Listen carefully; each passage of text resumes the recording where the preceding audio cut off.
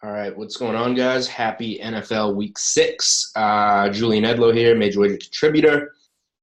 I've been doing this video now for you guys for a few weeks, so you probably know the gist. Just going to run through the NFL board, give you some plays, give you my leans, give you my stay away spots. And as always, I'll have an article up on Major Wager that you can find with a couple of my favorite plays for Week 6.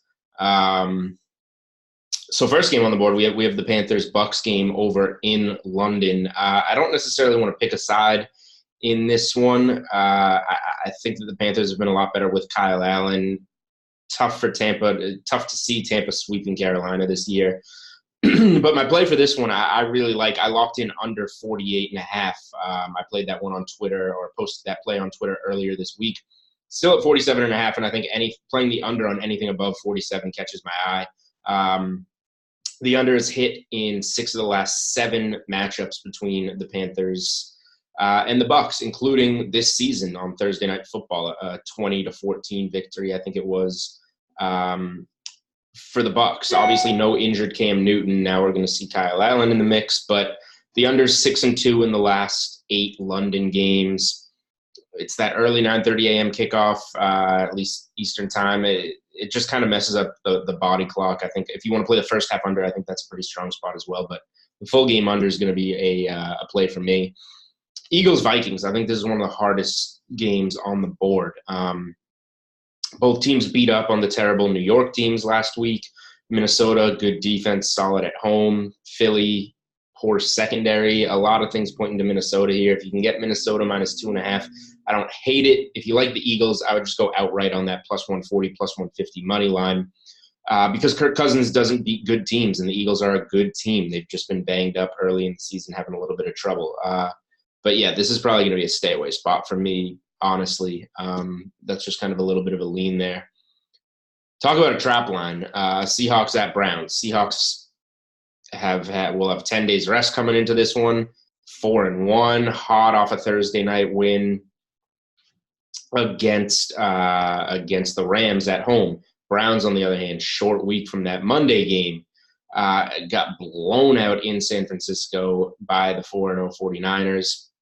This is such a tough spot because the public's going to be hammering Seattle here, and it's obvious why, but it's also a bounce-back spot for the Browns. The Browns are 2-0 straight up and 2-0 against the spread, coming off of a loss. They need this win to stay in the AFC North here. So I think I would probably play the Browns or nothing in this spot. Seattle just feels like a trap. I've been cold lately, full transparency with you guys, and I've been falling into a lot of traps, so I'm not falling into this Seattle trap. Bengals-Ravens, this is a complete stay-away spot for me. You can get the Ravens minus 480 on the money line. If you want to use them as a parlay piece, I think that Baltimore is a safe money line parlay piece. I don't think they're going to cover those 10.5, but I just can't take the Bengals plus 10.5, plus 11 at this point because I have so little faith in them. So you can get a parlay piece there. That's really the only thing I get out of this one. Redskins Dolphins, that line shrunk down to 1.5 to 1.5 on DK Sportsbook. I'm seeing right now at the minus 182, ridiculous juice. So 2.5 most places. I just can't bet this game. Both teams are so bad offensively and defensively that you could make the argument for over 42 or under 42. It doesn't really matter. You can make the argument the offenses are so bad it'll stay under. The defenses are so bad it will go over.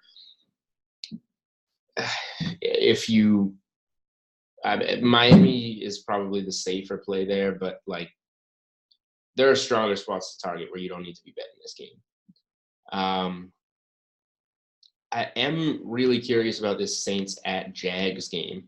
The Jags just keep becoming bigger and bigger favorites, minus 2.5, minus 148 on the money line. But the Saints have looked so good, and they've won every start that Bridgewater has made. They lost that Rams game, obviously, when he came in to relieve Drew Brees. So for me, I understand why the money's coming in on the Jags. They've been solid. But getting the Saints plus 2.5 or getting plus 130 money line on New Orleans, they're really good at grinding out games. There's a reason they've won every start against the likes, of Dallas, Seattle, with Teddy Bridgewater at the helm there. So even going on the road, I think taking a stab at the Saints makes sense for me here. Nothing on the total there, but I like the underdog Saints.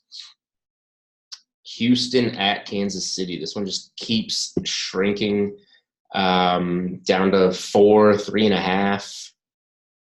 It's tough to see Kansas City losing 2 in a row at home, but they're banged up, and the Colts definitely exposed them. Over 55 would be my anything if I'm playing this game after we saw how Houston wound up in that shootout with 85 points with Atlanta last week. I'm not picking a side in this one. I just think it's too risky. So lean over, even though we had that under in KC last week. I think it speaks more to Houston and the type of shootouts we've seen them in. My favorite play on this game is the player prop over on Carlos Hyde rushing yards. DraftKings Sportsbook's offering over 69.5 yards at even money. We'll see that number might move around some, but Marlon Mack, 29 carries for $132, kind of showed the blueprint to grind it out with this KC team. I think the strongest thing in this game is probably Carlos Hyde player props. All right, Falcons at Cardinals. We got like a Falcons slightly favored in this one, 2.5 or so. Total is 51.5 last I saw. I don't know what it's off the board on the book I'm looking at right now, but so yeah, let's call it 51.5. Can't back the Falcons in any form. They've been so bad. Not back in Arizona either, but I expect this one to shoot out. I think this is a spot that I would lean with the over.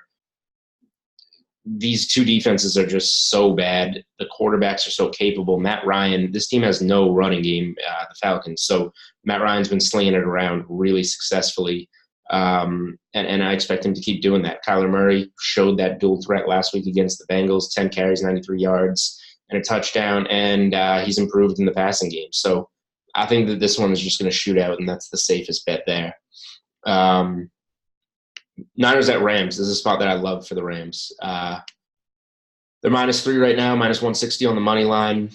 I like either way there. I understand the hype on San Francisco. I think they proved that they are for real, but they had a soft schedule, and we're coming out of that bye playing at home on Monday night against the Browns, and the Browns are a little bit of a joke. I think they're going to keep going strong this season because their schedule is so bad. It's going to keep giving them a shot in this division.